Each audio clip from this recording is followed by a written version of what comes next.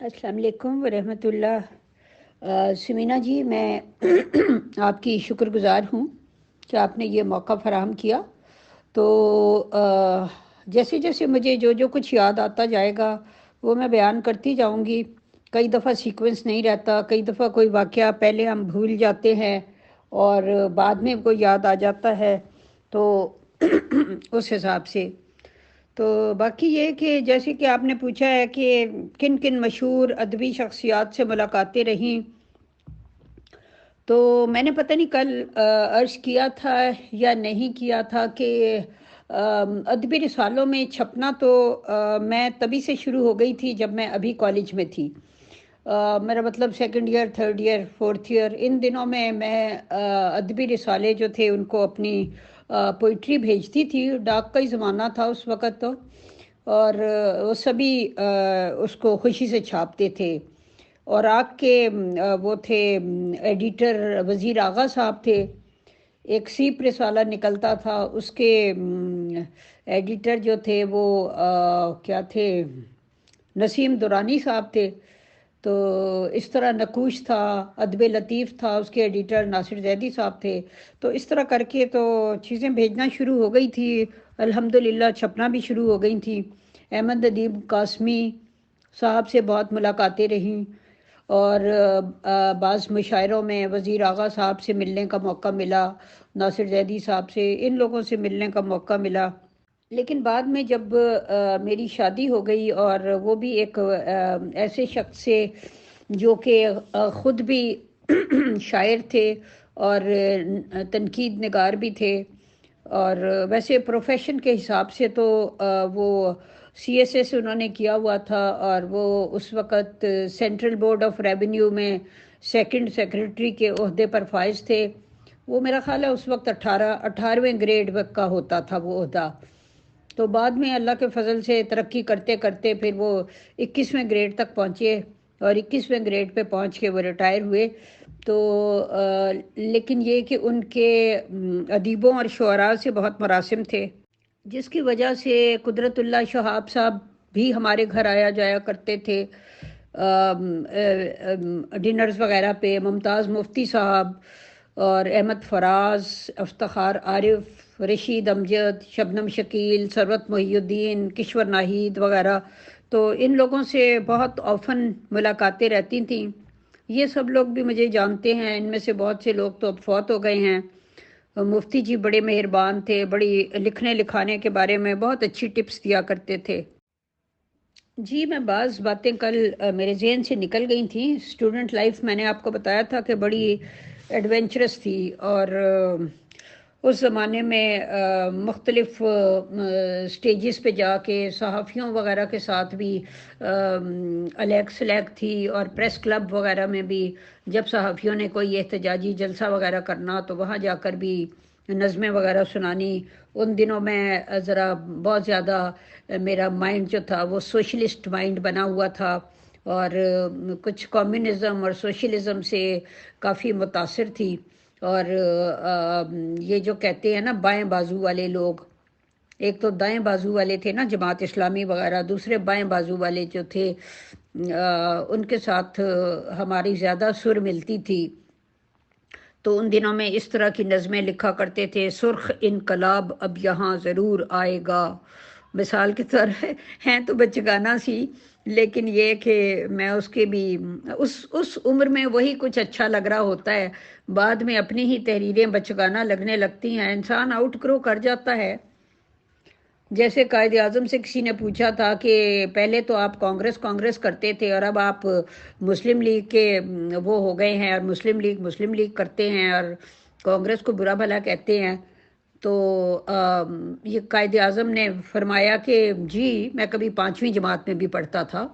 تو انسان کی اس ایج کے حساب سے ہی اس کی شاعری، اس کی سرگرمیاں، اس کی سوچیں، وہ سب کچھ اسی ایج کے حساب سے ہوتا ہے۔ وقت کے ساتھ ساتھ انسان سمجھدار ہوتا جاتا ہے۔ اس زمانے میں پروگریسو اسٹوڈنٹس کی ایک تنظیم تھی ویمن فرنٹ کے نام سے، وہ بھی میں نے جوائن کی ہوئی تھی۔ اس کے جلسے اجلاسوں میں بھی میں بہت شوق سے جاتی تھی، اور وہ مزدور عورتوں کے، محنت کش عورتوں کے حقوق کے لیے کام کرتے تھے۔ وہاں بھی جا کے انقلابی نظمیں وزمیں سنانی.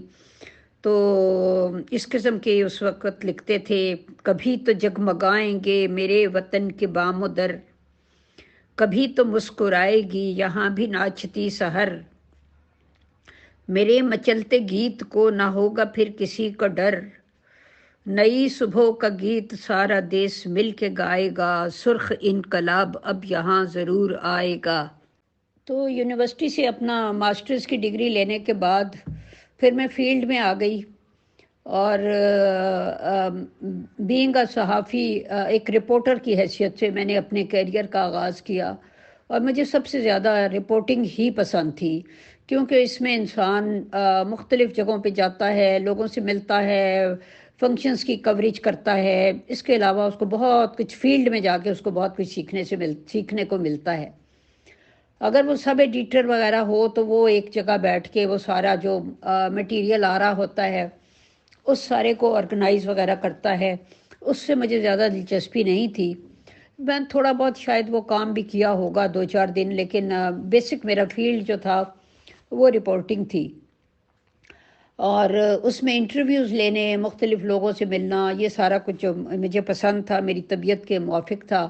اور اس کے علاوہ پھر میں مختلف جتنے بھی ہفتے بھر میں پنڈی شہر میں جو بھی پروگرامز ہوتے تھے ان کی رپورٹنگ کرتی تھی. اور اس کے بعد ہفتے کے بعد میرا ایک کالم جو تھا وہ اس پہ مڈل اسپریڈ جو تھا، ایک رسالہ نکلتا تھا، شہاب اس کا نام تھا، بشیر الاسلام عثمانی صاحب نے وہ شروع کیا تھا.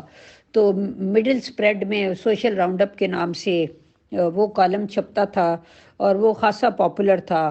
اور لوگوں کو بڑا شوق ہوتا تھا کہ جو میں نے رپورٹنگ کی ہے اس میں کہیں نہ کہیں ان کا نام بھی آ جائے، کیونکہ وہ بہت ہی دلچسپ انداز سے میں وہ سارے واقعات بیان کرتی تھی اور وہ سارا کچھ جو تھا. تو اکثر لوگ ضرور اس پہ اپنا نام تلاش کرتے تھے. تو اگر میں نہیں لکھتی تھی تو مجھ سے شکوہ بھی کرتے تھے کہ ہمارا بھی پروگرام میں آپ آئی تھیں، آپ نے ہمارا ذکر نہیں کیا. تو بہرحال یہ اس زمانے کی باتیں ہیں. اس طرح کام چلتا رہا. مساوات اخبار میں بھی میں نے کام کیا، نوائے وقت میں کام کیا. اس کے علاوہ فری لانسر کے طور پہ بھی میں کام کرتی تھی. کراچی سے ایک میگزین نکلتا تھا صورت، اس کے لیے بھی میں لکھ کے بھیجتی تھی. تو اس کے علاوہ میں کئی ان پہ نا کام کرتی تھی. اس کے علاوہ ریڈیو وغیرہ کے پروگرامز میں بھی جاتی تھی، جو بھی مشاعرے وغیرہ ہوتے تھے. کئی دفعہ کوئی ڈیکلیمیشن، کوئی مذاکرہ وغیرہ ہوتا تھا، اس میں وہ لوگوں کو، خواتین کو اظہار خیال کے لیے بلاتے تھے، اس میں بھی جاتی تھی. تو میری اسی طرح کی ایسا ہی میرا ایکسپوئر تھا، اسی طرح کی میری لائف تھی. اس دوران میں نے گورنمنٹ سروس کے لیے بھی اپلائی کیا ہوا تھا.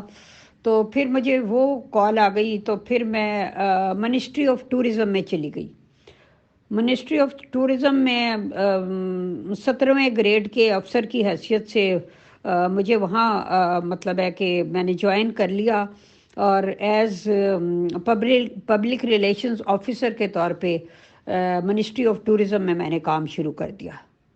جی جی، جب میری شادی ہوئی تو اس کے بعد چونکہ میرے ہسبینڈ جو تھے وہ شاعر بھی تھے اور تنقید نگار بھی تھے، اور اس کے علاوہ وہ پلے رائٹر بھی تھے، ٹی وی کے پلیز لکھتے تھے. تو بہت سے انڈیویجول پلیز بھی لکھے انہوں نے جو اس زمانے میں خاصے پاپولر ہوئے. پھر ان کی ایک لیکن ان کے پلیز جو تھے، ڈرامے جو وہ لکھتے تھے، اس کے ہدایت کار اقبال انصاری ہوتے تھے. اور بھی ٹی وی کے پروڈیوسرز تھے، کیسر فاروق وغیرہ، انہوں نے بھی میرے ہسبینڈ کے بہت ڈرامے باز جو تھے ان کی ہدایت کاری کی. لیکن بیسیکلی میرے ہسبینڈ کی اقبال انصاری کے ساتھ زیادہ طبیعت ملتی تھی، اور یہ لوگ ایک دوسرے کو انڈرسٹینڈ کرتے تھے. تو اس میں پھر ہماری بشریٰ انصاری سے بھی ملاقات ہوئی، اور پھر بڑی گہری دوستی ہو گئی، اور ہم لوگوں کا اکٹھے آنا جانا، بیٹھنا اٹھنا. بچے بھی آلموسٹ ہمارے ہم عمر ہی تھے. اور پھر میری بھی 2 بیٹیاں تھیں، اس کی بھی 2 بیٹیاں تھیں، نیری اور میرا. تو میری بھی 2 بیٹیاں تھیں، تو بچوں کی بھی آپس میں دوستی تھی. تو اس لیے ہمارا آف اینڈ آن ملنا جلنا رہتا تھا. تو بشریٰ انصاری بہت ہی اخلاص رکھنے والی اور بہت ہی وٹی، میں نے اس جتنی وٹی خاتون، اتنی حاضر جواب میں نے خاتون اپنی لائف میں نہیں دیکھی، اور بڑی لونگ، محبت کرنے والی، اور میرا مطلب ہے اہل علم کی قدر کرنے والی تھی، کیونکہ خود بھی وہ ڈرامے وغیرہ لکھا کرتی تھی۔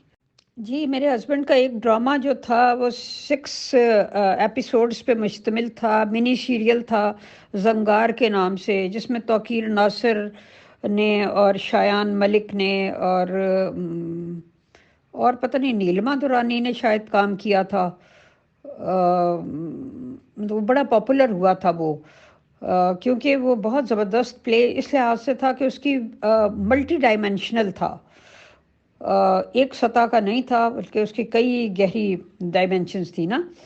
اس کے علاوہ پھر ان کا جو ڈرامہ سنگچور ہوا تھا، جس کی مری میں ساری شوٹنگ ہوئی تھی، جس میں وہ کوئٹہ کا ایک ایکٹر تھا، فوت ہو گیا ہوا ہے، وہ ہیرو تھا، مجھے اس کا نام بھول گیا، اور بشرا انصاری جو تھی وہ اس میں ہیروئن تھی۔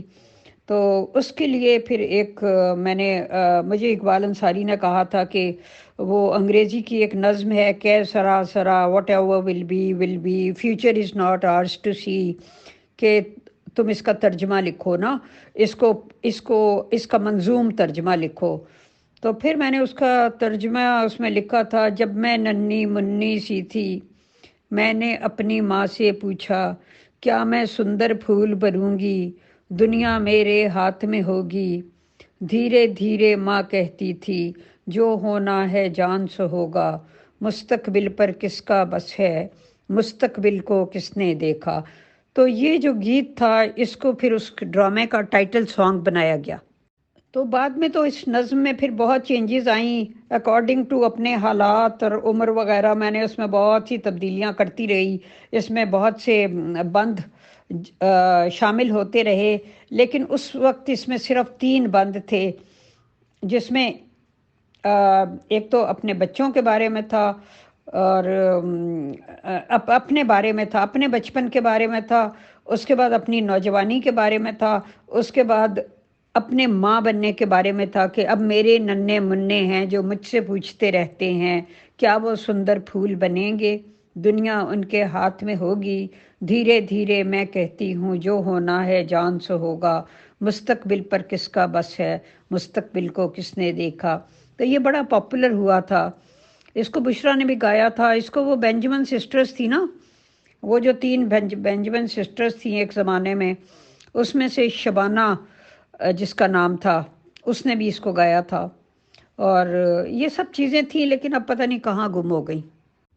جی الحمدللہ، میرے کالم بہت پسند کیے جاتے تھے، اسپیشلی میرا جو سوشل راؤنڈ اپ تھا نا، وہ تو اس میگزین کی جان تھا، اور وہ مڈل سپریڈ پہ چھپتا تھا، دونوں پیجز پہ آمنے سامنے، اور اس میں فنکشنز کی ہم تصویریں بھی لگاتے تھے، اور باقی ان کے بارے میں تفصیل سے لکھتے تھے۔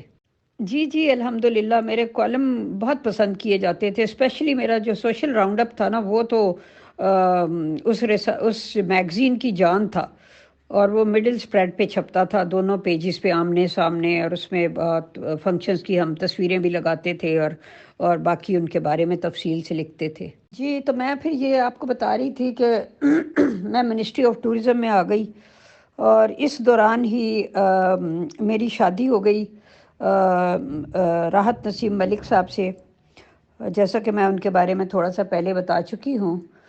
وہ گورنمنٹ کالج لاہور کے پڑھے ہوئے تھے، اولڈ راوین تھے، اور گورنمنٹ کالج لاہور کا جو رسالہ نکلتا تھا راوی، اس کے ایڈیٹر وغیرہ بھی رہ چکے تھے، اور ادبی حلقوں میں مطلب لوگ ان کو جانتے تھے، اور ان کی بڑی رسپیکٹ تھی، اور جاب کے حساب سے بھی ظاہر ہے وہ بیوروکریٹ تھے، اور علمی، ادبی اور صحافتی حلقوں میں لوگ ان کو پسند کرتے تھے۔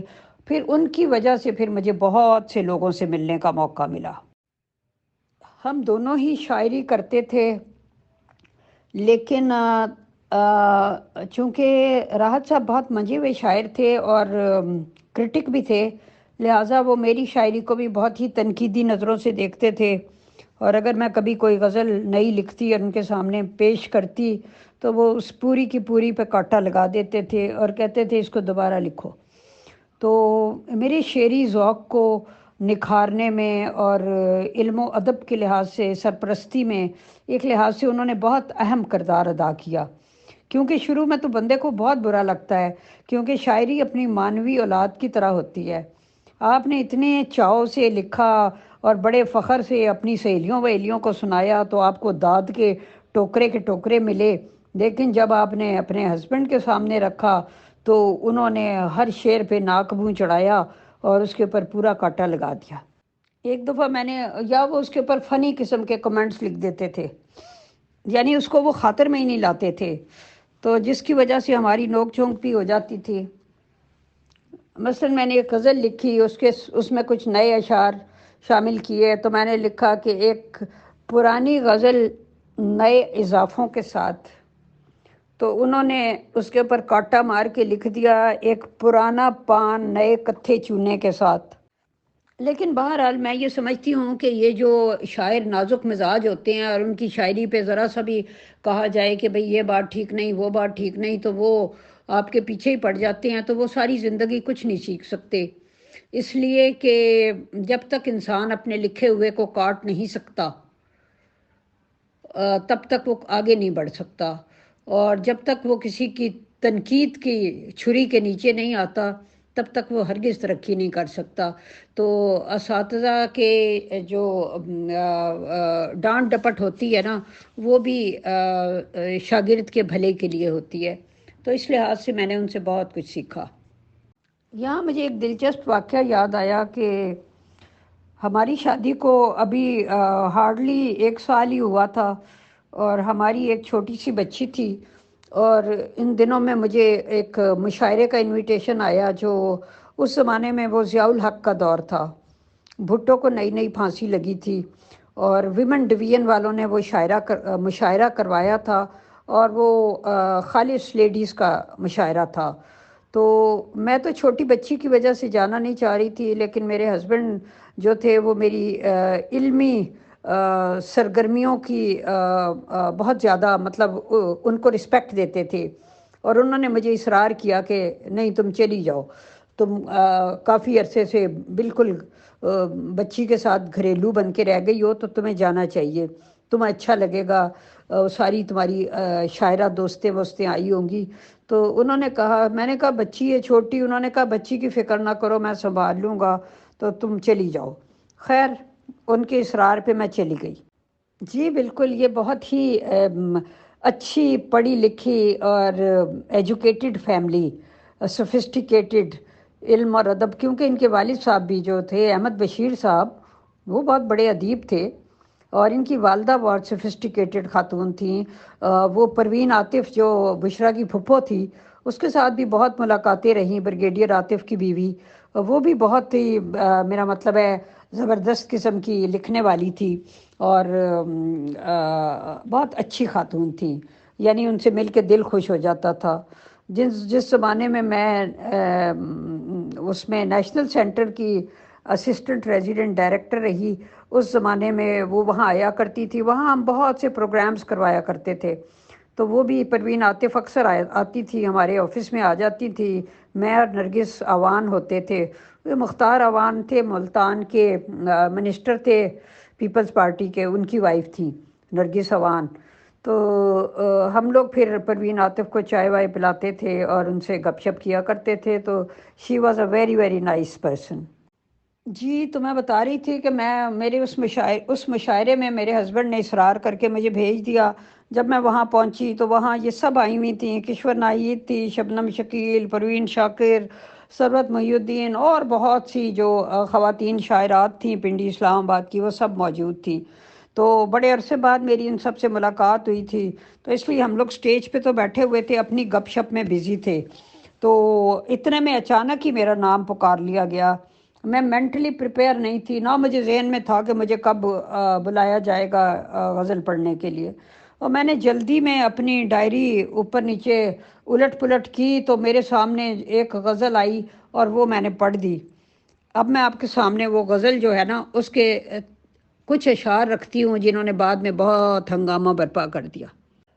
اس کے اشعار جو تھے وہ یہ تھے: میرے ہاتھوں میں نہیں کوئی ہنر اب کے برس، جانے کس اسم پہ کھلتا ہے یہ در اب کے برس، کچھ تو بھگتا گئے ناکردہ گناہوں کی سزا، زد پہ آندھی کی ہیں کچھ اور شجر اب کے برس، رقص آسیب کا جاری ہے میرے شہروں میں، کس کو درکار ہے کس شخص کا سر اب کے برس۔ اور بھی اشعار تھے، لیکن یہ 3 اشعار جو شروع کے تھے نا، یہ جو تھے ان کے اوپر شامت آئی۔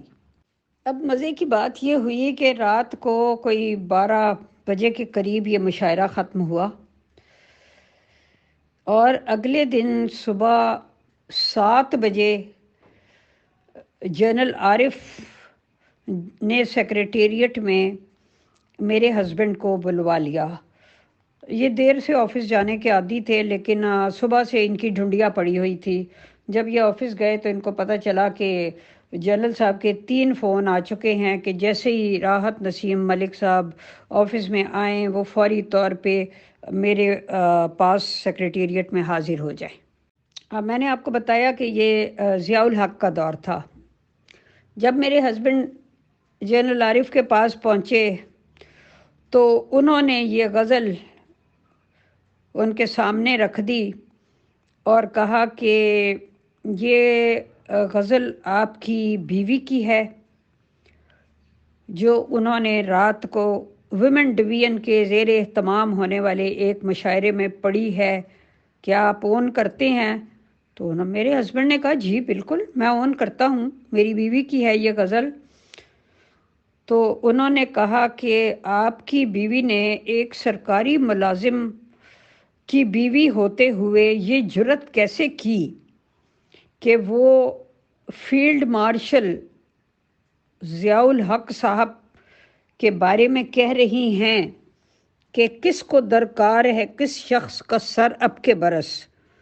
سیدھا سیدھا ان کی شاعری کا یہ مطلب ہے کہ ایک کا سر تو پچھلے برس لے گیا ہے، لتھ گیا ہے، اور اب جنرل صاحب کے سر کی باری ہے۔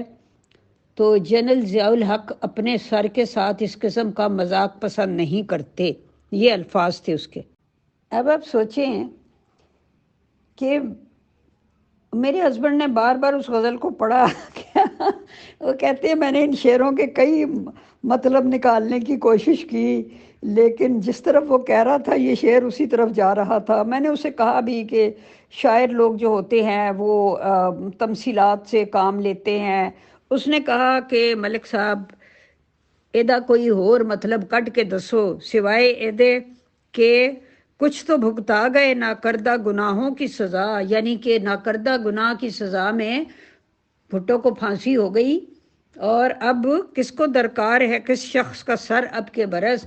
یہ سیدھی سیدھی ضیاء الحق صاحب کے سر کے ساتھ کھلواڑ کر رہی ہیں آپ کی زوجہ محترمہ۔ خیر میرے ہسبینڈ نے کہا کہ میری تو ان کے ساتھ شادی کو ابھی ہارڈلی 1 سال ہوا ہے، سال سوا سال ہوا ہے، تو انہوں نے مجھ سے شادی سے پہلے کی ہو سکتا ہے یہ غزل لکھی ہو۔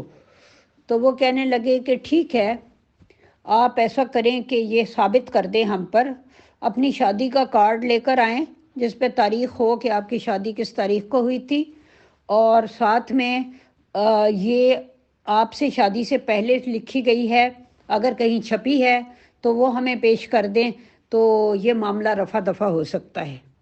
اب میرے ہسبینڈ وہاں سے سیکریٹریٹ سے نکلے تو بجائے آفس جانے کے وہ سیدھے گھر آئے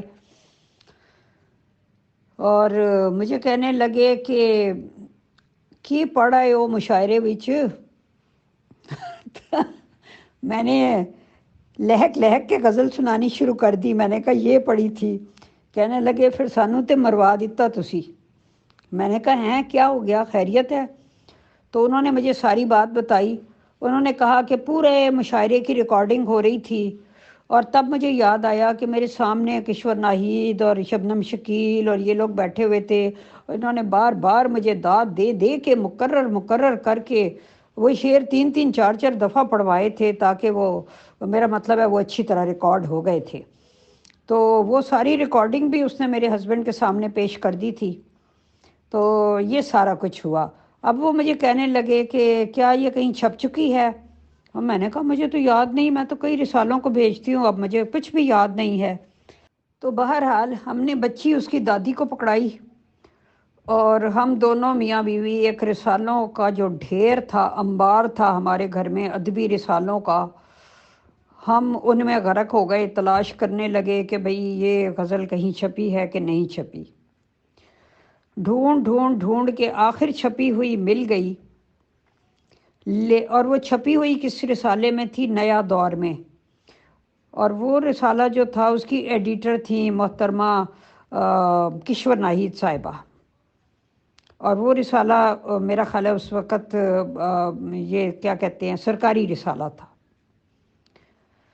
اب راحت صاحب کہنے لگے کہ یہ تو پھر کشور تو ہماری دوست ہے، تو اگر اس کو پیش کیا تو یہ تو سارا پھر ملبہ کشور پہ جا گرے گا، تو اب دوستوں کو تو ایسے موقع پہ آگے نہیں کرتے، ٹھیک ہے جو ہوگا ہم بھگت لیں گے۔ تو پھر انہوں نے جا کے وہاں کہا کہ ہمیں نہیں ملی چھپی ہوئی، اب آپ نے جو کرنا ہے وہ آپ کر لیں۔ جس پہ ظاہر ہے کہ وہ پھر ان کی میٹنگز وغیرہ شروع ہو گئیں کہ اب کیا کرنا چاہیے۔ وہ تو لکیلی صدیق سالک صاحب بھی ہمارے دوستوں میں سے تھے، تو صدیق سالک صاحب بیچ میں پڑے، انہوں نے کہا کہ نہیں میں عرشی کو راحت کو اچھی طرح جانتا ہوں، یہ تو بڑے صلح پسند سے لوگ ہیں، کیونکہ جنرل عارف کا اور دیگر جرنیلوں کا خیال تھا کہ شاید ہم نے کوئی ایسا انقلابی قسم کا حلقہ بنا رکھا ہے اسلام آباد میں، ادبی حلقہ، جو مارشل لاء کے خلاف اور جرنیلوں کے خلاف کوئی ایکٹیویٹیز کرتا ہے، حالانکہ ہمارا ان ساری باتوں سے کوئی دور دور کا بھی تعلق نہیں تھا۔ اور اس غزل کا وہاں پڑھنا بھی ایک اتفاق تھا، لیکن بہرحال جو ہونا تھا ہوا۔ صدیق سالک صاحب بیچ میں پڑے، معاملہ رفع دفع کرایا، انہوں نے اپنی ذاتی اس پہ یقین دلایا کہ میں ان دونوں کو بہت اچھی طریقے سے پرسنلی جانتا ہوں، ان کا کہیں بھی کوئی اس قسم کی کوئی ایکٹیویٹی نہیں ہے، اور عرشی کی چھوٹی بچی ہے وہ تو اس میں لگی رہتی ہے، اس نے تو فنکشن میں آنا جانا سب علمی ادبی سب چیزیں چھوڑ دی ہوئی ہیں، تو وہ تو پتہ نہیں اس مشاعرے میں بھی کیسے آ گئی وغیرہ وغیرہ۔ تو یہ کر کے انہوں نے ان کو یقین دلایا، تو پھر بھی معاملہ جو تھا پہلے تو نوکری جانے پہ آ گیا تھا، لیکن وہاں سے ٹلا تو پھر ہماری ٹرانسفر پہ ٹھہرا کہ آپ اسلام آباد کو چھوڑ کر فوری طور پر کراچی آپ کی پوسٹنگ کی جاتی ہے، یہاں سے چلے جائیں۔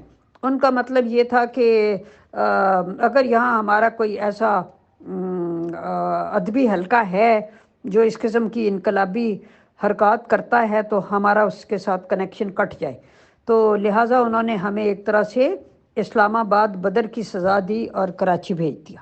خیر بالکل ہم چھوٹی سی بچی لے کے ہم لوگ کراچی آ گئے، اور میرے ہسبینڈ کے دوست جو تھے وہ ان سے مذاق کرتے تھے، ان سے کہتے تھے تو ہے کہ تو بھابی دے ایک شیر دی مار نہیں، بھابی نے 2 شیر لکھے تو تینوں اسلام آبادوں چک کے کراچی سٹ دیتا، جے بھابی نے 2 شیر اور لکھے تو تینوں سمندر وچ سٹ دینا۔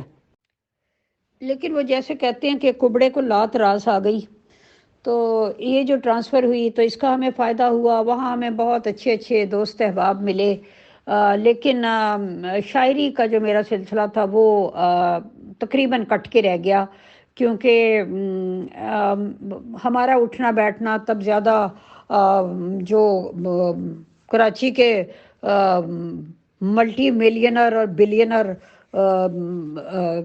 کیا کہتے ہیں بزنس طبقہ، ان میں اور بیوروکریٹس طبقے میں ہو گیا، جس کی وجہ سے علمی اور ادبی لوگوں سے ہمارا رابطہ تقریباً کٹ گیا۔ اور دوسرا میرے ہسبینڈ کو میرا مشاعروں میں جا کے پڑھنا پسند نہیں تھا، وہ کہتے تھے لکھو جتنا مرضی، لیکن یہ مشاعروں میں ہر طرح کے لوگ ہوتے ہیں اور پیچھے بیٹھے وہ کیا کیا خواتین شاعرات پہ کمنٹ کر رہے ہوتے ہیں گھٹیا قسم کے، تو اس لیے تم مشاعروں میں نہ پڑھا کرو، ویسے تم لکھا کرو، جہاں مرضی چھپو جو مرضی کرو، ریڈیو ٹی وی وغیرہ کا کوئی مشاعرہ ہو تو اس کی الگ بات ہے، لیکن یہ پبلک مشاعرے جو ہوتے ہیں اس میں مجھے اچھا نہیں لگتا۔ تو میں نے پھر ان کا میرا مطلب ہے ان کی رسپیکٹ میں، ان کی بات کی رسپیکٹ میں نے مشاعرے پڑھنے چھوڑ دیے۔ تو وہاں بھی ہمارا بہت اچھا کراؤڈ بنا. انہی دنوں میں اقبال انصاری اور بشرا وغیرہ بھی وہاں آ گئے تھے کراچی. ان کی بھی ٹرانسفر ہو گئی تھی. کیسر فاروق اور شمع بھی کراچی آ گئے تھے.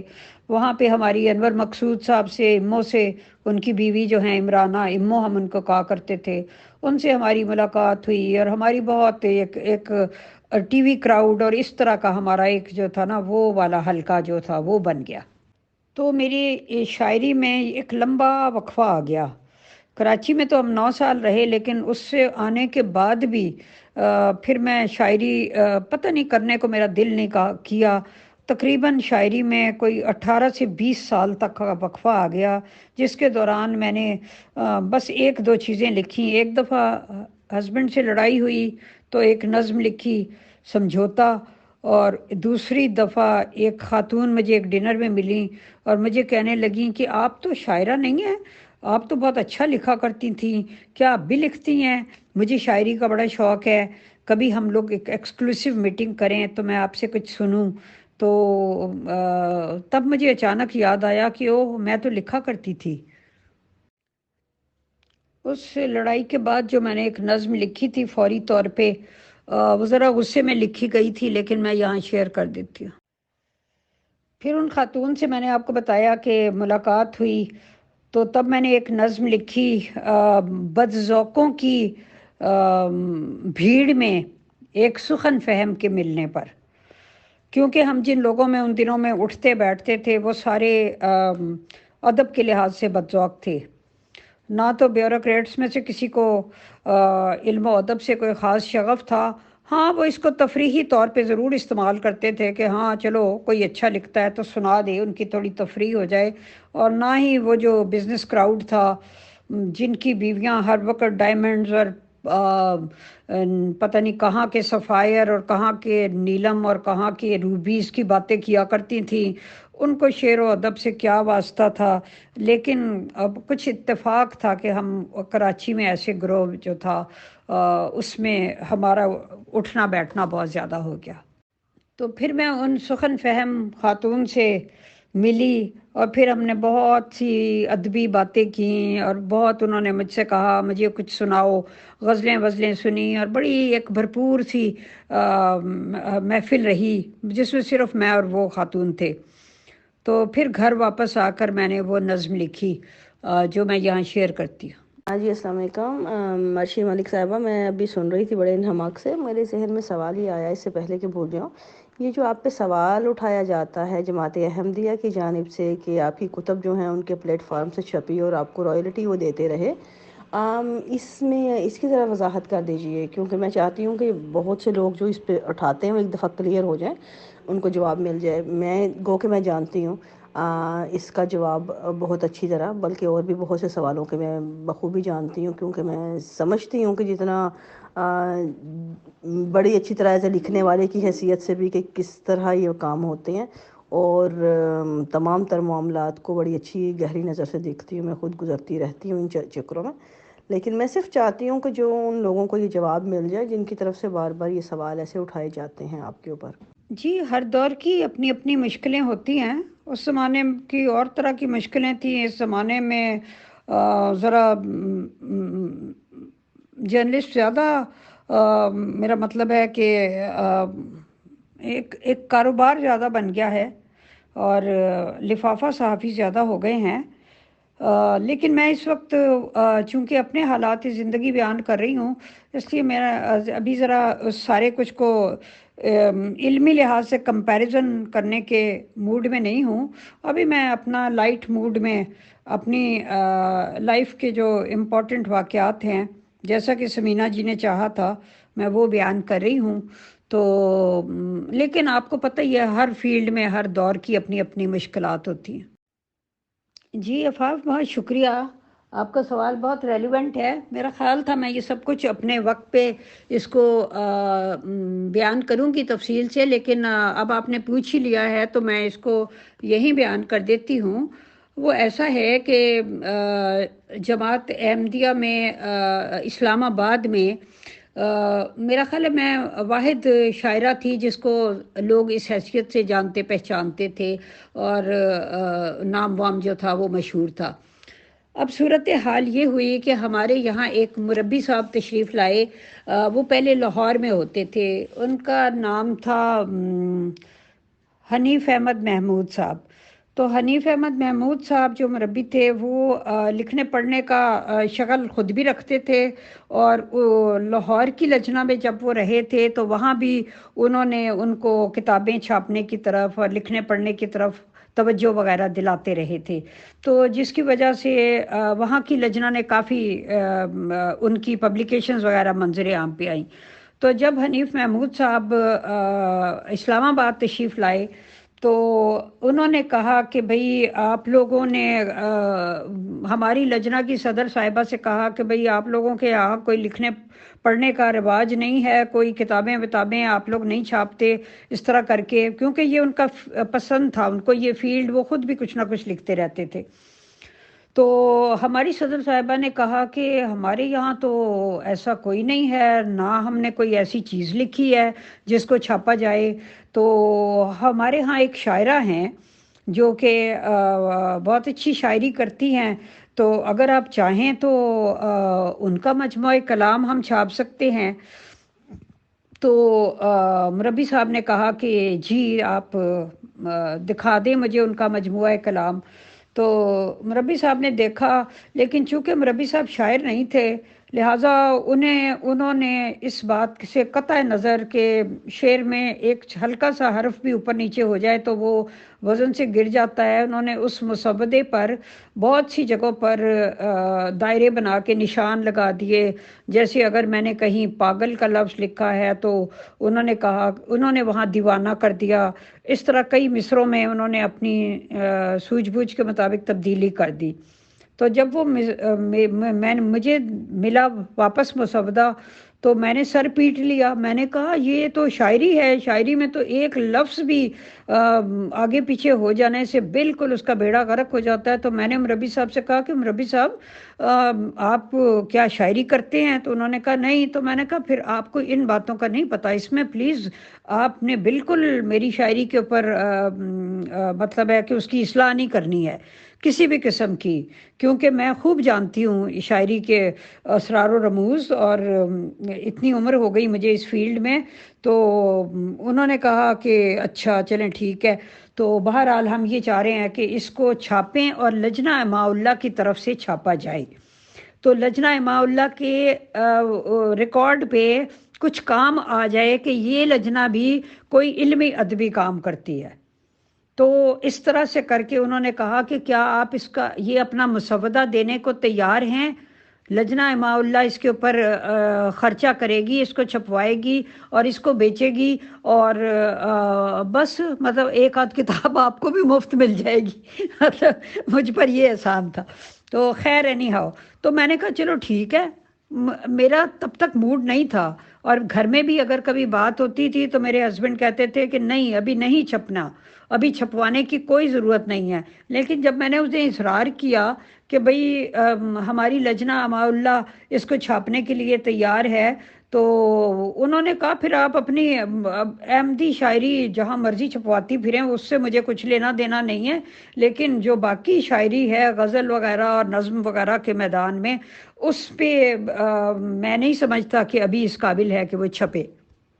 لہٰذا میں نے وہ مسودہ لجنہ اماء اللہ کے حوالے کر دیا، اور انہوں نے اس کتاب کو چھپوایا، اور اس کے اوپر ان کا پوری طریقے سے پورا قبضہ تھا، اور مجھے تک اگر ایک کتاب جو تحفتاً ملی تھی اس کے علاوہ دوسری بھی تھی تو مجھے ان سے خریدنی پڑتی تھی، مطلب انہوں نے اس طرح کا صورتحال تھی۔ لیکن خیر میں نے کہا چلو ٹھیک ہے، کوئی نہیں، میرا کیا جاتا ہے، اگر میری شاعری چھپ گئی ہے اور یہ لوگ اس کو بیچ رہے ہیں تو یہ لوگ اس سے جو بھی پیسے کما رہے تھے وہ یہ جانے، تو وہ ان کا کام جانے، اور ان کی جو صدران اور باقی جو ان کی عاملہ وغیرہ تھی وہ جانے، میں نے تو کبھی اس چیز کے بارے میں پوچھا بھی نہیں۔ اس کے بعد دوسری کتاب چھپنے کا ٹائم آیا تو انہوں نے کہا کہ اب یہ ہے کہ ہمارے پاس تو فنڈز نہیں ہیں۔ تو میں نے کہا ٹھیک ہے کوئی بات نہیں، میں لجنہ اماء اللہ کی اگر ریکارڈ پہ کتابیں آ جاتی ہیں کچھ کہ لجنہ اماء اللہ اسلام آباد نے بھی نشر و اشاعت کے میدان میں کچھ کام کیا ہے، تو چلو میں یہ بھی مسودہ آپ کو دے دیتی ہوں، پیسے میں خود لگا لیتی ہوں، اور مطلب یہ کہ باقی آپ بیچیں اور پیسے بھی اپنے پاس رکھیں نا، لیکن لگا میں لیتی ہوں۔ تو اس طرح کر کے اس دوسری کتاب کے اوپر بھی میں نے انہیں کہا کہ مجھے اس میں سے کوئی پتہ نہیں 100 یا 200 کتابیں آپ مجھے دے دیں جو میں نے اپنی فرینڈز میں تحفتاً تقسیم کرنی ہو، باقی آپ کی ملکیت ہے، آپ اس کو رکھیں بیچیں جو مرضی کریں۔ تو اس طرح سے میں نے وہ کتابیں، میں نے اپنی پوئٹری ان کو دی اور جماعت نے اس سے پیسے کمائے۔ مجھے تو جماعت نے کبھی اس میں سے 1 ٹکا بھی نہیں دیا، اور نہ ہی مجھے ضرورت تھی۔ اللہ کے فضل سے میرے ہسبینڈ ایک اعلیٰ عہدے پہ فائز تھے، اور اس کے علاوہ وہ پیچھے سے بھی ایک مل اونر کے اکلوتے بیٹے تھے، ان کے فادر کی رائس مل تھی، فلور مل تھی، اور وہ he was the only son, اور ہمیں کبھی بھی پیسے کی کمی نہیں رہی۔ الحمدللہ ہم اپنے شاندار طریقے سے، ہماری لیونگ تھی، ہمارے گھر پہ ایک ایک وقت میں 4 4 گاڑیاں کھڑی رہتی تھیں، ہمارے گھر میں ڈرائیور، نوکر، مالی، چالی، خانسامہ، یہ وہ سارا کچھ تھا۔ ہمیں کتابوں کے پیسوں کو کیا کرنا تھا، نہ کوئی انٹرسٹ تھا اس سے۔ وہ تو میں نے صرف ان لوگوں کو کہ چلو بھئی اس پہ لجنہ اماء اللہ کا نام آ جائے تو لجنہ کے اس پہ تھوڑا سا یہ ہو جائے، تو یہ سلسلہ تھا۔ تو اس طرح کر کے میں 4 کتابیں جو تھیں وہ میں نے ان کو اس پہ لجنہ اماء اللہ کے حوالے سے ان کو چھپنے کی اجازت دی۔ اس کے بعد پھر میں نے یہ کام اپنے ہاتھ میں لے لیا 4 کتابوں کے بعد۔ تیسری کتاب جو تھی فریاد درد، تو جب وہ چھپی تو اس میں سے جتنی انکم ہوئی وہ ساری کی ساری میں نے دارالضیافت کو بھجوا دی۔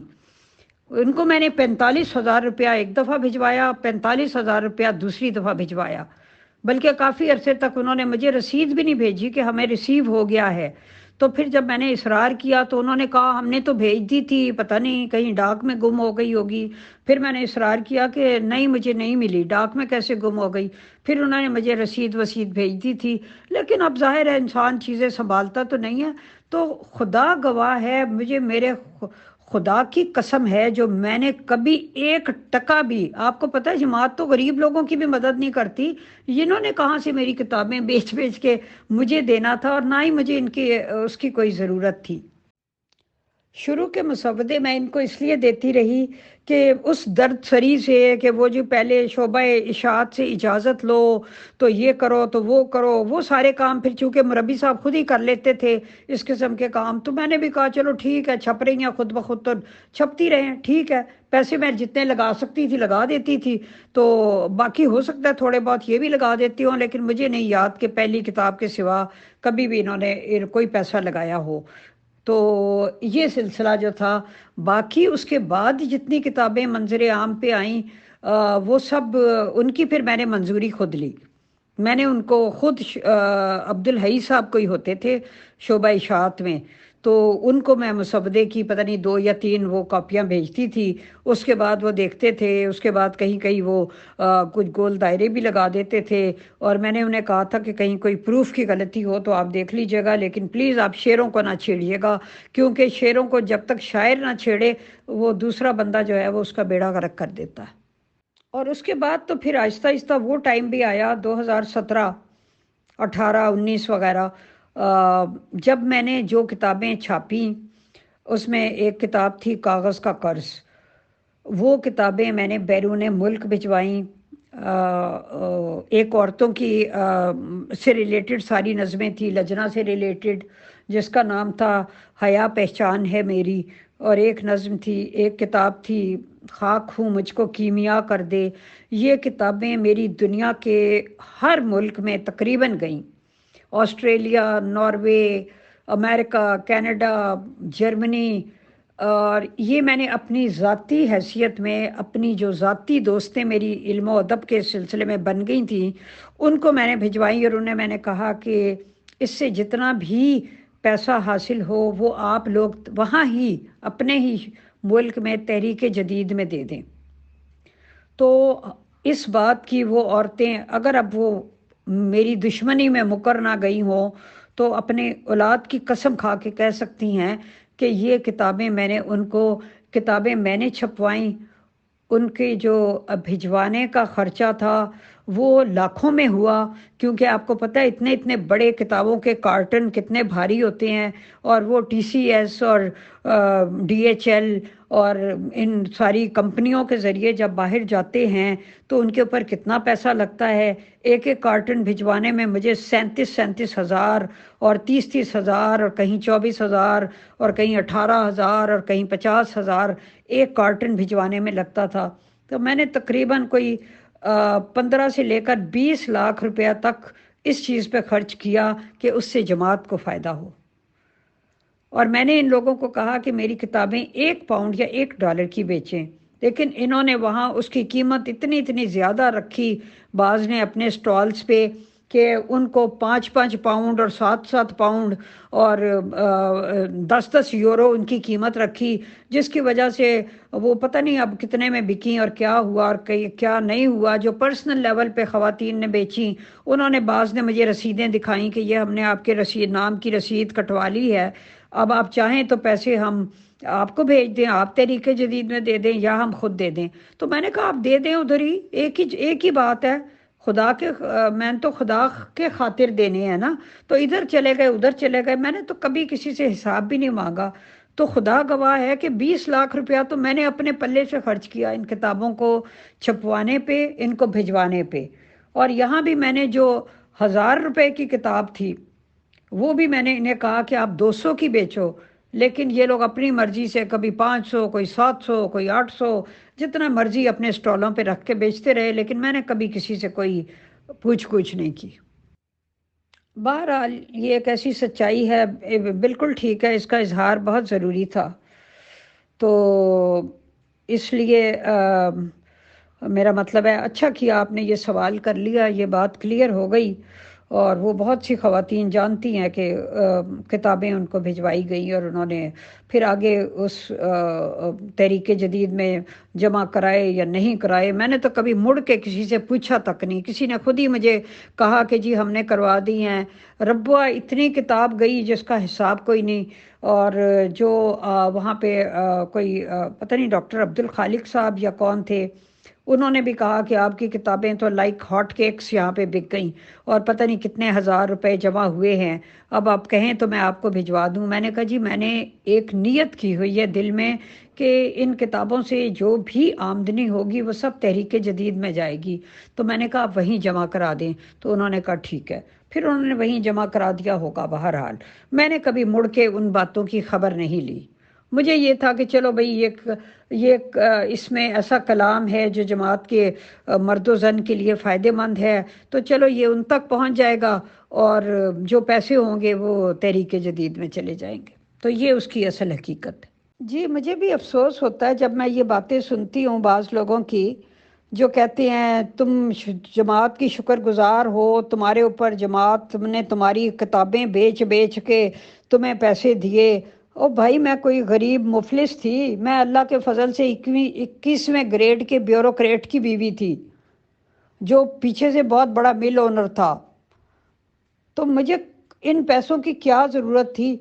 تو یہ جب اس طرح کی باتیں کرتے ہیں یا یہ کہتے ہیں جماعت کی وجہ سے تمہیں شہرت ملی، بھئی میں تو 21-22 سال کی تھی تو میری تو شاعری ادبی رسالوں میں چھپتی تھی اور ہر جگہ مشاعروں پہ مجھے بلایا جاتا تھا۔ اب آپ لوگ چونکہ جماعت کے لوگ جماعت سے باہر کے معاملات کو اتنا نہیں جانتے ہوتے، اگر ان کو ان باتوں کا نہیں پتہ تو میں اس میں کیا کر سکتی ہوں؟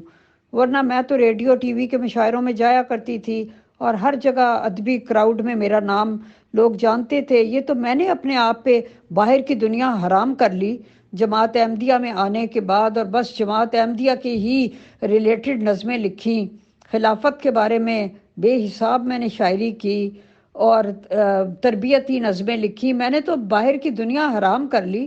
مجھے تو میری خود دوستیں کہتی تھی کہ تم نے تو اتنا زیادہ اپنے آپ کو جماعت احمدیہ تک محدود کر لیا کہ اتنی اچھی شاعرہ تھی تم تو ضائع ہو گئیں، وہ تو مجھے یہ کہا کرتی تھی۔ تو جماعت احمدیہ نے مجھے کیا شہرت دینی تھی؟ بہرحال چلیں، وہ جو بھی کہتے ہیں تو پھر ٹھیک ہی کہتے ہوں گے۔ اچھا سمینہ، ہم ایسے کرتے ہیں کہ 1 گھنٹے سے اوپر ہو گیا، میرا خیال ہے ہم یہاں پہ روک دیتے ہیں، تو یہ جو بات کلیریفائی کرنی ضروری تھی وہ بھی میں نے کلیریفائی کر دی ہے۔ تو امید ہے کہ اب جو بھی احمدیوں کے ذہن میں کچھ لوگوں نے الٹی سیدھی باتیں بٹھائی ہوئی ہیں وہ نکل گئی ہوں گی، تو آئی ہوپ خدا کرے کہ ان کے ذہن کلیئر ہو جائیں۔ تو باقی یہ ساری باتیں وہ یہاں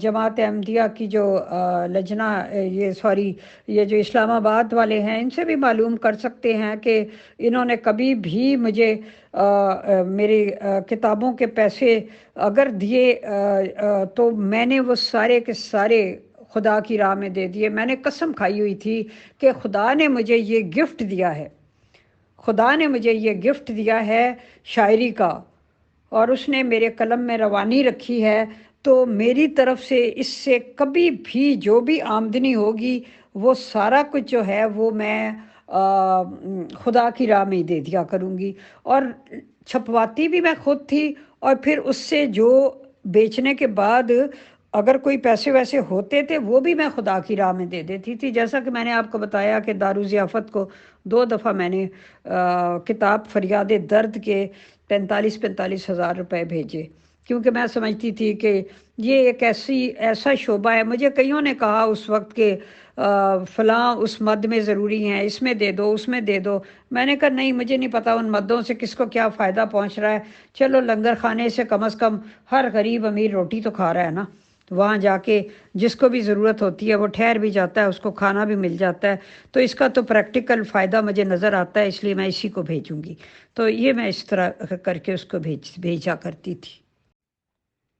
جی میں تہہ دل سے معافی چاہتی ہوں اگر میرے منہ سے کوئی خود ستائی کا کلمہ نکل گیا ہو، تو وہ صرف اس وجہ سے ہے کہ یہ بار بار یہ ظاہر کرنے کی کوشش کرتے ہیں کہ جماعت احمدیہ میری کتابیں بیچ بیچ کے مجھے پیسے دیتی رہی، گویا کہ جماعت احمدیہ مجھے پالتی رہی، میری کتابیں چھپواتی تھی پھر بیچ کے مجھے پیسے دیتی تھی۔ تو مجھے اس لیے بتانا پڑا، ورنہ یہ کوئی ایسی باتیں بتانے کی نہیں تھی۔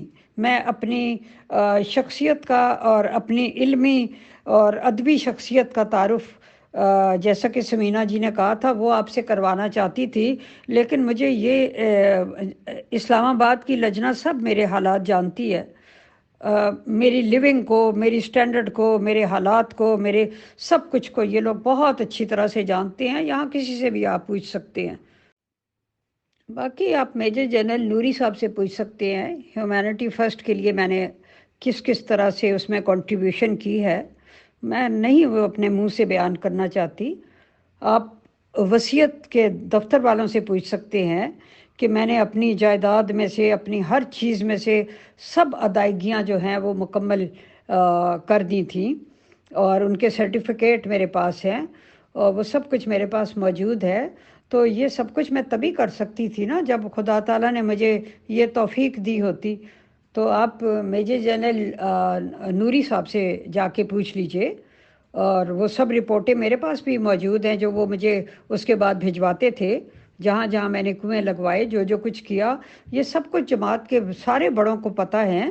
اس لیے اتنے لوور لیول کے الزامات جو ہیں وہ نہیں لگانے چاہیے۔ کسی کے بارے میں بات کرتے وقت پہلے حقائق کی پوری اچھی طرح چھان بین کرنی چاہیے، اور اس کے بعد اپنی زبان کھولنی چاہیے۔ جی میرا تو ظاہر ہے عام مسلمانوں میں بھی بہت ایکسپوئر رہا ہے۔ آپ کو پتہ ہے بینگ اے جرنلسٹ آپ کو ہر طرح کے لوگوں سے ملنا پڑتا ہے، لیکن خدا گواہ ہے کہ میں نے ان کے اندر یہ نفرت اور کسی قسم کا تنگ نظری وہ نہیں پائی۔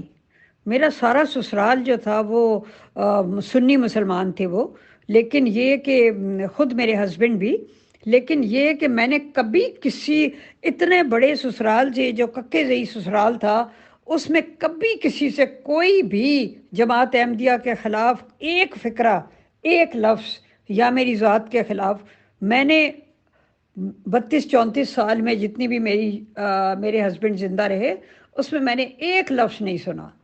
لیکن مجھے افسوس ہوتا ہے کہ یہ احمدی جو ہیں انہوں نے میرے بارے میں فیس بک پہ جب میں نے فکری اختلاف کیا اتنی بری باتیں کہیں، اتنی بری باتیں کہیں کہ میرا غیر احمدی جو میرا مطلب ہے سسرال وہ یہ حیران ہو کے دیکھنے لگا کہ یہ آپ کی جماعت ہے، یعنی اس پہ آپ اتنے سال نازاں رہیں، تو مطلب اس بات کا ہی کچھ لحاظ کرتے، لیکن چلو خیر، ہر کوئی اپنا آپ ظاہر کرتا ہے، اس سے کیا فرق پڑتا ہے، میرا کیا نقصان ہو گیا اس میں۔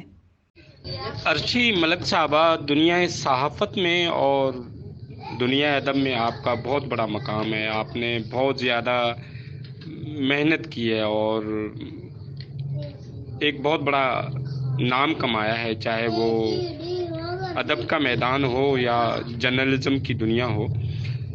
بہرحال آپ ابھی موجودہ جو جرنلزم ہو رہی ہے، آپ اس کو کس نظر سے دیکھتے ہیں، یا موجودہ جو دنیا ادب میں جو نئی جدت آئی ہے، آپ اس کو کس نظر سے دیکھتی ہیں؟ نئے آنے والے جو لوگ ہیں، ان کے لیے آپ کا کیا پیغام ہوگا؟ آپ ان کو کیا میسج دینا چاہتی ہیں؟ جی سمینہ، یہ بات بالکل درست ہے کہ یہ وضاحت بہت ضروری ہے، بلکہ کچھ اور بھی سوال ہیں جن کا میں جب اگلی ان کی عرشی کی ہوگی تو اس میں ان سے پوچھوں گی نیکسٹ میں. اس میں بھی مجھے بڑے ایک پروپیگنڈا جو ان کے خلاف کیا جا رہا ہے، وہ گو کہ میرے خلاف بھی کیا جاتا ہے، اور مجھے بڑی اس پہ، میرے لیے تو یہ معاملات بالکل کلیئر ہیں کہ آپ کسی سے پوچھتے پھریں کہ آپ کون ہیں، آپ یہ بتائیں آپ نے بیعت کی ان کی کہ نہیں کی. مطلب یہ ہوا پہلے تو ان کی شاعری پہ کہ جس طرح ان کے اوپر یہ اعتراضات کیے جاتے ہیں کہ ان کی شاعری جو ہے وہ جماعت نے چھپوائی، جبکہ میں گواہ ہوں کہ میرے ساتھ مجھ پہ ایک طرح سے مجھ پہ بھی پریشر تھا کہ آپ اپنی دیں تو ہم آپ کی چھپوائیں گے. لیکن میرے معاملات اور تھے، میرے نظریات گو کہ کچھ چند کالم کچھ تھے حمایت میں، جس کی بنا پہ وہ کہ ان کو لگتا تھا میں حمایت ہوں، لیکن میجورٹی میرے نظریات اور ہیں. تو میں اس لیے ان کے پلیٹ فارم پہ نہیں جا سکتی تھی، ان میں کانٹ چھانٹ برداشت نہیں کر سکتی تھی، تو میں نے اپنے طور کیا. اور حالانکہ میں خود اسی طرح کی بندی ہوں کہ میں نے بھی جب چھپوائی ہیں، میں نے اپنی جیب سے چھپوائی ہیں، لیکن اس کا ایک پائی نہیں لی میں نے وہاں سے. میں نے جو لیے مختلف پروجیکٹ پاکستان میں چل رہے تھے، ان کے اندر میں نے وہ چیزیں پیسے پورے 100% جو ہے ان کو دیے ہیں، خود چھپوا کے دونوں کتابوں کے. تو یہ لکھنے والے بندہ جو ہوتا ہے نا، یہ اس کے لیے یہ بہت آسان کام ہوتا ہے، لیکن جو پڑھنے والا یا قاری ہوتا ہے نا، وہ اپنی نظر سے دیکھتا ہے، اور وہ عموماً وہی جو اپنی جو خود غرضانہ قسم کی سوچ ہوتی ہے نا، وہ اس پہ مسلط کر رہا ہوتا ہے. جس طرح ان کا یہ معاملہ تھا، مجھے علم تھا پہلے، لیکن میں نے کہا کلیئر ہو جائے. اسی طرح ان کے وہ نظریات کا بھی مجھے پتا ہے کہ جب انہوں نے کچھ ایسی نظمیں تھیں ان کی، وہ جماعت کے عہدیداران بڑا لہک لہک کے گاتے تھے، کیونکہ وہ عورتوں کے بارے میں تھی، حیا اور پردے کی. تو وہ بڑا لہک لہک کے اپنی بہو بیٹیوں بیگمات کو سناتے تھے، خود بے حیا ہوتے گئے اور ان کو حیادار بناتے گئے. اور آج وہی جو ہیں جو ان پہ دہک دہک کے جو ہیں گالیاں دے رہے ہوتے ہیں ان کو، کیونکہ وہ اب آج جو ہیں وہ معاملات ڈیفرنٹ ہیں، ان پہ سوال اٹھنے لگے ہیں. کل ان کو وہ انہی کے خیالات کی جو ہے وہ جگالی تھی. تو یہ ایک بڑا فرق ہوتا ہے. پڑھنے والا ہمیشہ ہر چیز کو اپنی نظر سے دیکھتا پرکھتا اور اس کو اپنے اینگل پہ جانچ کے فوراً جو ہے رائے قائم کر دیتا ہے، جو ایک غلط بات ہے. اب اسی بات کو اگر میں کنٹینیو کروں تو ان کے معاملات میں بہت سی چیزیں بعد میں بھی آتی ہیں جو مجھ سے ریلیٹ کرتی ہیں، اس لحاظ سے کہ ان کو جس طرح کہا جاتا ہے کہ بھی آپ جمبا صاحب کی بیعت پہ چلے گئے، آپ نے وہاں کی. بھئی اگر کی یا نہیں کی، اس کا آپ لوگوں سے تعلق کیا ہے؟ نظریاتی انسان تو ہزار چیزیں پڑھتا ہے، نکلتا ہے، بعض اوقات دیکھنے والے کو لگتا ہے جھکاؤ اس کی طرف ہے، لیکن نہیں ہوتا. وہ اینڈ ٹائم پہ آ کے اسے کوئی چیز ٹریگر کر جاتی ہے، پیچھے ہٹ جاتا ہے. نظریاتی انسان سوچ کا پرسن ہوتا ہے، اس کا ان چیزوں سے لینا دینا نہیں ہوتا. مطلب میرے معاملات بھی دیکھو، مجھے کو کہ لوگ اب یہاں پہ کہیں گے لادین ہے، دہریہ ہے، کیونکہ میں سوال اٹھاتی ہوں، اعتراض کرتی ہوں. میں اس معاملے میں کسی نظریے کو حتمی نہیں گردانتی، میں کوئی کسی طرف جھکتی نہیں ہوں بات کرتے ہوئے. تو اس لیے ان کو لگتا ہے ہر کسی کو کہ میں جو ہوں وہ ہوں، حالانکہ میں نے کہیں بھی کبھی اقرار نہیں کیا. میں تو کہتی ہوں میں سوچ کا بندہ ہوں، آزاد فکر کی حامی ہوں، اور میں تو چاہتی ہوں کہ انسان ساری زندگی سیکھنے کے لیے ہے. مجھے اس سے کوئی فرق نہیں پڑتا کہ میرا کوئی نظریہ ہے یا نہیں، ایز لانگ کہ میری یہ جرنی ہے وہ چلتی رہے، سوچ کا سفر چلتا رہے، اس سے کوئی فرق نہیں پڑتا. یہ میرا اور میرے خالق کا معاملہ ہے، سوال اس نے کرنا، جواب میں نے دینا. who the hell are you؟ آپ لوگوں میں سے کسی تیسرے پرسن کو بیچ میں جب آنا ہی نہیں، تو اب آپ کیوں ٹھیکیدار بنے ہیں میرے؟ مجھے ڈیل کرنے دو اس معاملے کو. مطلب اسی طرح جو لکھنے والا پرسن ہوتا ہے یا سوچ کا پرسن ہوتا ہے، اس کا یہ معاملات اس طرح کے ہی ہوتے ہیں، ان کو ان چیزوں سے کنسرن نہیں ہوتی. لیکن جو قاری ہوتا ہے، یہ دوسرا پرسن ہوتا ہے نا، وہ عقیدت مند، وہ فوراً جو ہے نا اپنی ذہن کی جو سوچ کی چھاپ ہوتی ہے وہ اس پہ لگا کے وہ سمجھتا ہے کہ وہ جیت گیا، جبکہ یہ معاملات بالکل الگ نوعیت کے ہوتے ہیں، اور ان کو وہی بندہ سمجھ سکتا ہے جو ان چیزوں کے معاملے میں کلیئر ہو یا سمجھ رکھے ان چیزوں کو.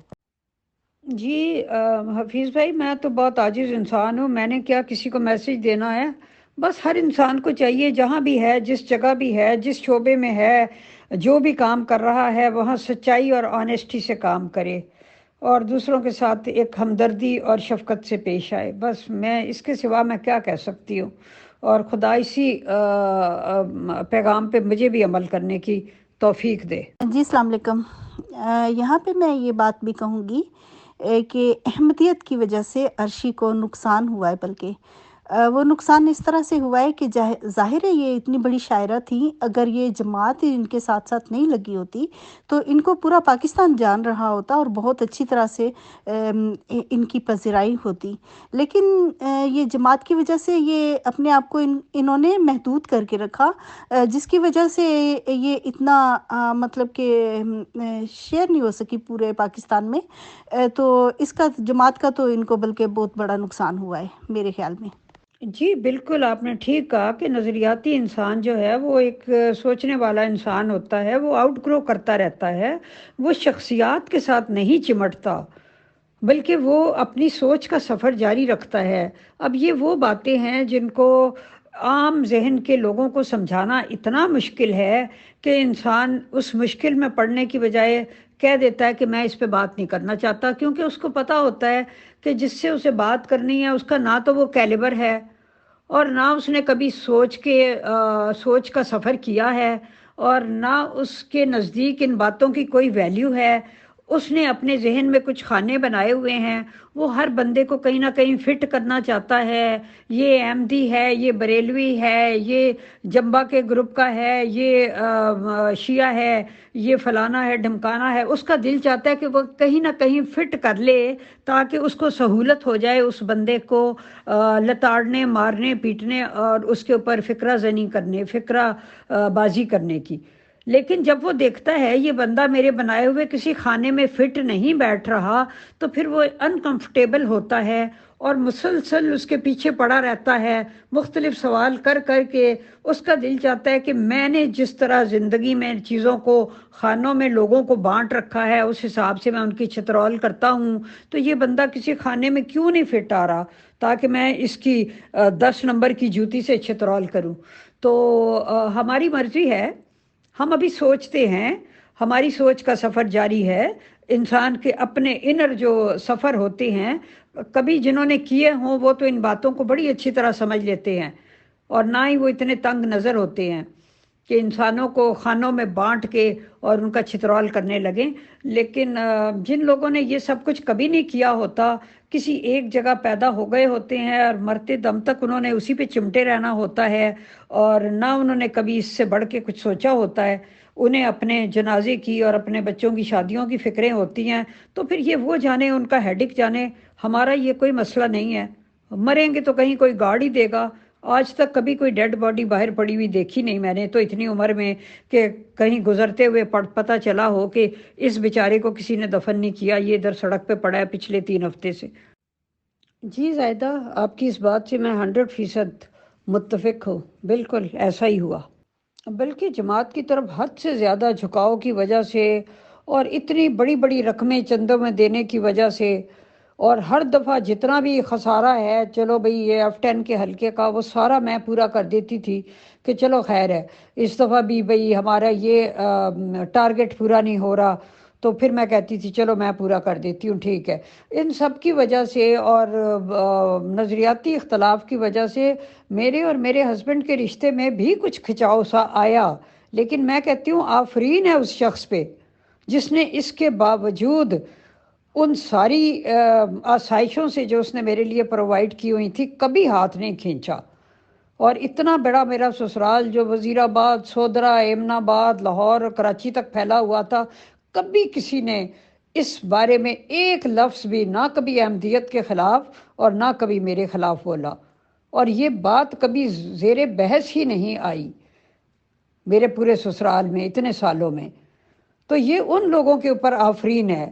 تو اس لیے یہ کہنا کہ جی ہمارے سے زیادہ اعلیٰ اخلاق والا کوئی نہیں ہے، میں نے تو جو ان لوگوں کو اعلیٰ اخلاق کا مظہر پایا، میں تو اس کا ایک میرا مطلب ہے کہ جب میں ادھر دیکھتی ہوں تو میں سوائے نفرت، غصے، طنز، گھٹیا فکروں اور گالیوں اور ان سب کے سوا تو میں کچھ بھی نہیں سنتی۔ ہر روز مجھے یہ سننا پڑتا ہے، کبھی فیس بک پہ، کبھی واٹس ایپ پہ، باوجود اس کے کہ میں 98%، 99% لوگوں کو بلاک کر چکی ہوں، پھر بھی پتہ نہیں کہاں سے آ جاتے ہیں اور میسیج بھیجتے ہیں اس قسم کے۔ تو یہ افسوس کی بات ہے، افسوسناک ہے۔